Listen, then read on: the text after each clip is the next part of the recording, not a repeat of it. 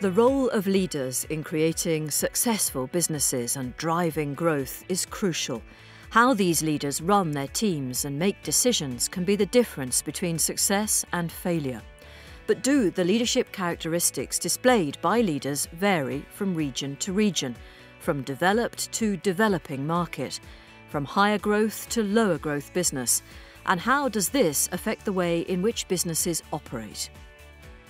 At Grant Thornton, we understand the importance of business leadership to successful businesses. Because of this, we have developed with Said Business School in the University of Oxford a programme specifically for Grant Thornton's senior leaders.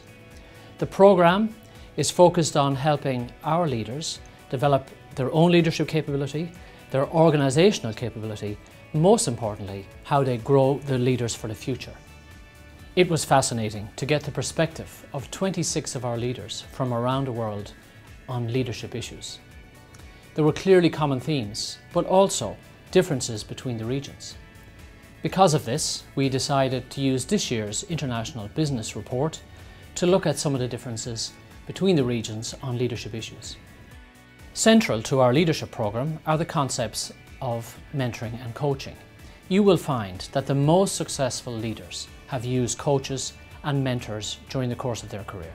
So this year, in our International Business Report, we included specific questions relating to coaching. I know I personally have benefited from coaching all my professional life, and it's fascinating to see the difference between the use of coaches in Latin America, Europe and Asia Pacific. If you look at Latin America and Asia Pacific, huge volume of people using coaches on a regular basis. And yet, when you come to Europe, it's much below the global norm. So when you look at Latin America and the Far East, you can see that they value intuition and creativity within that business environment. And yet, when you come to Europe, you don't see the same pattern emerging. So you get two distinct types of leadership. There's the modernists like Brazil, Vietnam, the Philippines and Thailand, which have an incredible ability to value intuition and creativity. And the more traditionalist approach can be found in countries like Germany, France and the UK, and also in Spain, where again intuition and creativity appears to be slightly less valued. In the IBR research, we also asked about people who are in senior positions, and particularly women in senior positions. And it was probably no surprise to see that in the Far East and Latin America, there's far more women achieving those senior roles. It is no coincidence that we've got this great link between acceptance of coaching, intuition, creativity and women getting to the top in their countries. At Grant Thornton, we work with dynamic organisations all over the world. These are the fastest growing, most agile, most ambitious businesses and most open to change and use of new techniques. We identified these high growth or dynamic businesses in the survey using 8 performance indicators. In the UK, we find that the vast majority of dynamic organisations are mid-market companies, and they're really driving economic growth in the country.